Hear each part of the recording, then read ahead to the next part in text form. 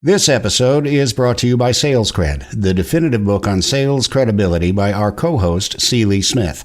Sales credibility is the quality all salespeople must have in abundance before they can ever hope to earn trust and become a trusted advisor. And Sales Cred reveals how salespeople build and lose credibility with the things you say and do every day. Pick up a copy now at Amazon.com or other fine online business booksellers. Welcome to the Manage Smarter podcast with hosts C. Lee Smith and Audrey Strong. We're glad you're here for discussions on new ways to manage smarter, hire, develop and retain talent, improve results, and propel team performance to new heights. This is the Manage Smarter podcast. Today, Lee, we're going to talk to what's called a sales engineer. And no, it's not like being a conductor on a train or anything like that. Sales engineers, they really serve a very specific function, right? They sure do, Audrey. And I'm C. Lee Smith. I'm the president and CEO of Sales Fuel. That's right. And I'm Audrey Strong. I am the vice president of communications. Welcome to Manage Smarter, everyone. Chris White is our guest today, managing director of DemoDoctor and the author of The 6 Habits of Highly Effective Sales Engineers. And if you're not familiar with DemoDoctor, it helps organizations fix sales demonstrations that delay or even kill a deal by providing sales training for sales engineers, facilitating sales-to-sales engineering collaboration workshops. And Chris is also an expert in assessing and redesigning software demonstration messaging and mechanics. That's a lot, Chris. So first out of the gate, Lee, you take the floor. Yeah, well, I've been in the sales business for 35 years. And, sales engineers is something I just started hearing about 10 years ago. And, I talked to a lot of companies that have sales engineers and some that are thinking about having sales engineers. And the first thing I think we have to tackle is to understand what a sales engineer is and what it is not, because I'm hearing a lot of different things out there in the field. So can you clear that up for us? I'd be delighted to. Thank you so much. So you're right, Lee. It's an interesting question. Let's start by calling it by the names that it's referred to. So some organizations call them sales engineers. Some call them solution architects. Some call them technical pre-sales. In fact, technical pre-sales seems to be the most commonly used term to describe the function. And that's actually the best way to describe it. It's really any technical professional, technical expert that works closely with the sales teams in the context of a sales opportunity. It might be to give a software demonstration. It might be to give a technical presentation. It might be to help architect the solution for a customer, while they're in the decision-making process. So it's really any technical expert involved in a sales role. So let's say I've got a sales engineer. At what point in the sales funnel do I bring them in? Are they a mid-funnel or are they low funnel, somewhere in between? That's a really important question, actually. So, and by the way, it's a bit of a polarizing question. Mm-hmm. So, a lot of organizations will bring them in later in the sales funnel. More and more, I'm seeing organizations bring them into the higher in the funnel, even into discovery. And in fact, one of the things that I talk about in the book, in fact, the second habit is to probe, and that's really all around discovery and technical discovery. And I think organizations are realizing that the earlier that they bring in a technical expert into the process, the more successful and more quickly those deals may come to fruition. Would you advocate having a sales engineer do discovery versus the SDR? Interesting question. I think normally I would have an SDR do the first round of discovery, because there's some basic questions, right, that we want to kind of tease out early on to make sure that the individual we're talking to, first of all, understands who we are as an organization and sort of sniffs out anything that really should be disqualified early. But then I think very quickly a sales engineer or a technical expert should be brought in early on to help the company or the sales team start to identify what is the right solution that we should be talking to this organization or this individual about. Can you give an example? I mean, I don't have to name names, but of what specifically might be some of the things that you've seen that delays or kills a deal? Oh, absolutely. I mean, what are we talking about? Yeah, no, I love the question actually. And as a sales engineer, the thing that I, kind of worry about or dislike the most is being invited into a sales engagement, being asked to go in and speak with a customer or a prospect without being prepared. Mm-hmm. And that happens for one of three reasons. Either the salesperson didn't adequately and effectively prepare me and give me the information I need, or the customer themselves. Sometimes a customer misrepresents them, their agenda. So to answer your question, Audrey, I think when a sales engineer gets involved, one of the things that delays or kills it more than anything is when the sales engineer is frankly propped up in front of the customer without being adequately prepared. That makes sense. Yeah, your company name is DemoDoctor. So does the sales engineer only do demos? I have a feeling it's much more involved than that. Yeah, I'm glad you asked that, and you're absolutely right. In fact, one of the things I talk about early in some of my workshops is let's define demo, because in my book I refer to the word demo frequently. Certainly in the workshops I do, and you're absolutely right. You can really think of demo as really any customer interaction or customer engagement. For software companies, certainly one of the primary things that a sales engineer does is a demo, particularly if it's an enterprise, a complex, highly technical enterprise, sale, right? Enterprise software platform. But sales engineers give technical presentations. We run proof of concepts. We do sort of discovery workshops, whiteboard sessions, et cetera. So indeed, it's much broader than just giving a demo. You talk a little bit about, the concepts of leadership, management, and coaching, and that Yes. you view these as three very distinct buckets. Yes. How do you sort them in your head? Yeah, I think it's an important question. And with many of the organizations that I work with and many of the leaders that I speak to, sometimes they'll use the words interchangeably. And I sort of subscribe to the notion that leadership is around driving desire and providing clarity and inspiration, right? It's being that person that people want to follow up the hill. Whereas the role of manager is more around productivity, right? It's analyzing results and driving results-based metrics. And then when I think of coaching, I think of competencies, right? And it's sort of diagnosing and identifying maybe gaps in performance, and then implementing some sort of development plan and coaching plan accordingly. So again, I'll say those three words again, because I think they're important. To me, leadership is about desire. Management is about productivity. It does answer the question. Let's say somebody in our audience is interested in transitioning out of their current sales role into being a sales engineer. What kind of training and things do you need to do to move over to your space? Yeah, it's actually an interesting question, because I don't see as many salespeople that want to move into a sales engineer role. It's actually the opposite. I see technical people that aren't in sales interested in moving into sales. The reality is that I think the question, if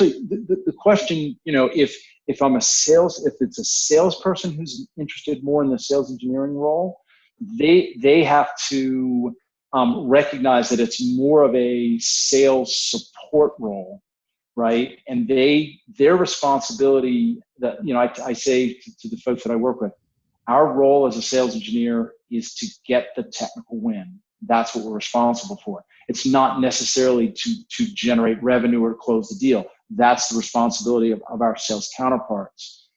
In the reverse, though, when I'm dealing with, and I deal with a lot of people who are maybe software engineers, help desk technicians, trainers that are interested in moving into a sales engineer role, what I tell them is they really need to work on their sales skills, right? And that's my workshops and my training is really about developing the sales skills for sales engineers. And frankly, we by definition, we're engineers. We're wired differently than the typical salesperson.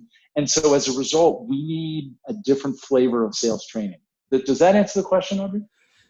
It does.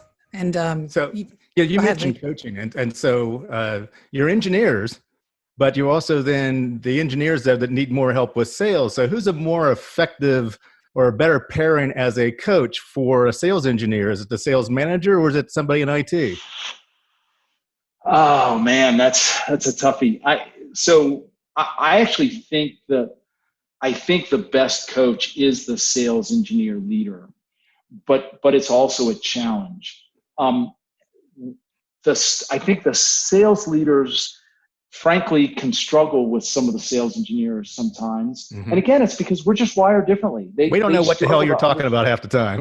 Right? Exactly. I mean, they just struggle to understand us. And by the way, if it's me, I don't want the IT leaders necessarily coaching and training the sales engineers, because the IT leaders are just that. They're IT leaders.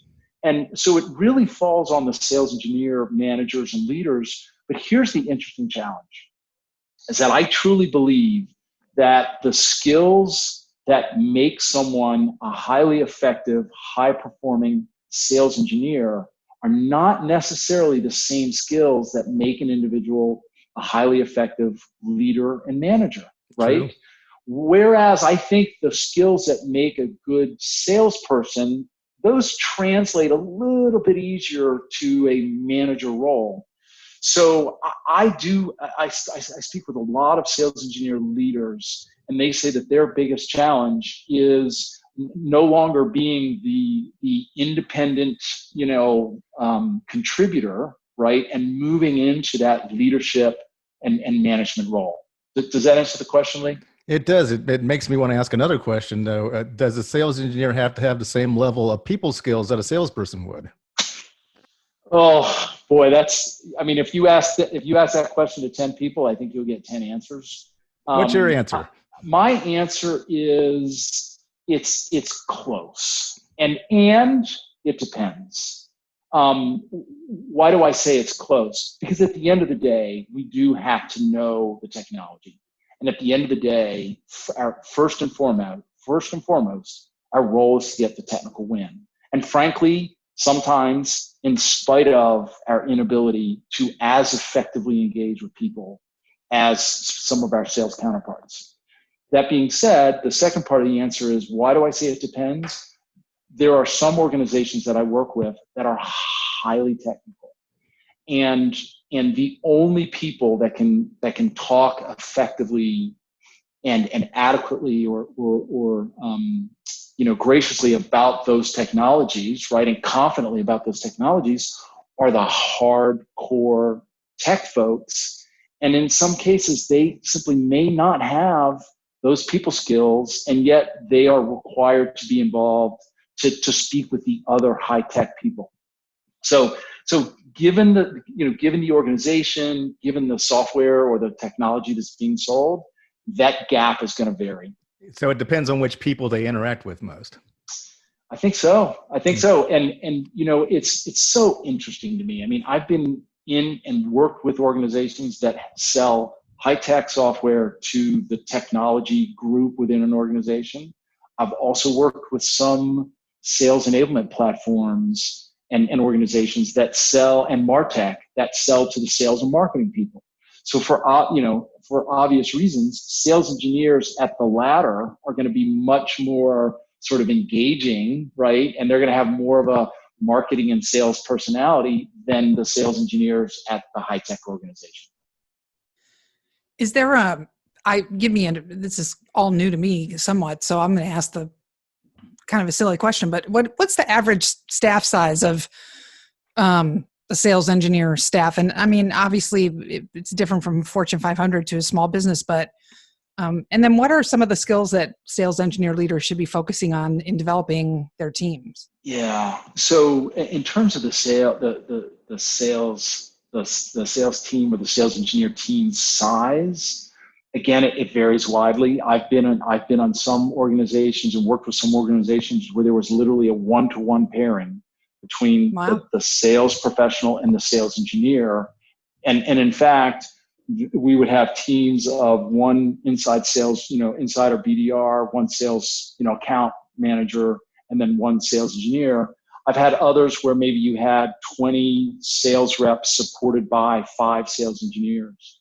For what it's worth, just in the past year alone, I've worked with organizations that have 5, 20, 60, and 100 sales engineers. Wow. So it's amazing how broad that can be. In terms of the second question is the sales skills that sales engineer leaders should develop. And of course I'm biased because I wrote a book and I have a workshop, right, that kind of focuses on these skills. But by and large, and most of the sales engineer leaders that I speak with agree, it's the soft skills. Those are the ones that tend to come, not as naturally to some. And by the way, it's the soft skills is not only in dealing with customers. It's soft skills in dealing with their sales counterparts and effectively engaging and quote negotiating at times and being both, a good sounding board and strategic partner in the context of a sale. And that in some cases is as hard as effectively engaging with customers. That makes sense. Do you, go ahead. No, you go ahead, Audrey. I was going to say, well, the nice transition into that, we got just a few minutes left, Chris, is you've got these online courses at DemoDoctor.com. And so in terms of development, who can take those and what are they? Yes, I'm glad you asked, of course. They are designed for certainly sales engineers that would like to, frankly, just improve their craft, up their game. They're also designed for anybody who's not a sales engineer, but might consider getting into sales engineering. I've seen a real strong movement in the past couple of years and a growing awareness for the role. And in fact, I've said this for years, I believe that it's the most underserved role in sales enablement, in sales training. I also have a number of teams who are now, particularly now, and we're sort of in a very strange new world right now with things going on around us. I've had a number of teams reaching out to me, a number of leaders reaching out to me saying, can I get all my team engaged in the online training, and do kind of some remote workshops to go with it. So again, to answer your question, it's either sales engineers that just feel like they need to grow within their role, within their profession, and people that are considering the move. What are some of the things that sales managers do that get in the way of the effectiveness of a sales engineer? And when you say sales manager, I'm hearing the sales manager, not necessarily the sales engineer. That's manager. Right. Yeah. To be frank, Lee, I think one of them is they downplay in some cases their importance and they underestimate how important they are to the sales process at times. Number one, I think another mistake that they make is they think of them as sort of interchangeable sort of assets, right? If I don't have this person, I could just kind of put another person in there. And then I think the third is that they don't recognize the importance or the importance of sales skills for sales engineers. And by the way, I've heard many sales leaders say, well, we had the sales engineers go through our sales training, whether it's Sandler or what have you. But here's the problem. Most of the sales engineers that sit through sales training, or many, it doesn't register for them because many of them don't think of themselves as sales people, right?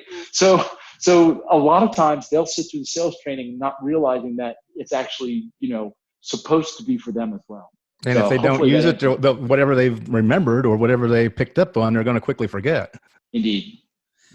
Well, the website is demodoctor.com. Chris's Twitter is Christopher B as in boy White, white spelled like the color. And this is great stuff, fascinating stuff, Chris. We appreciate you joining us today. Well, thank you guys so much for having me. It's really been a pleasure. Thanks for listening. If you enjoyed the show, please rate and recommend on iTunes, Overcast, or wherever you get your podcasts. You can also get more great information at salesfuel.com.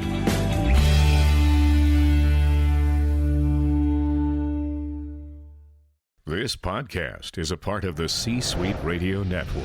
For more top business podcasts, visit c-suiteradio.com.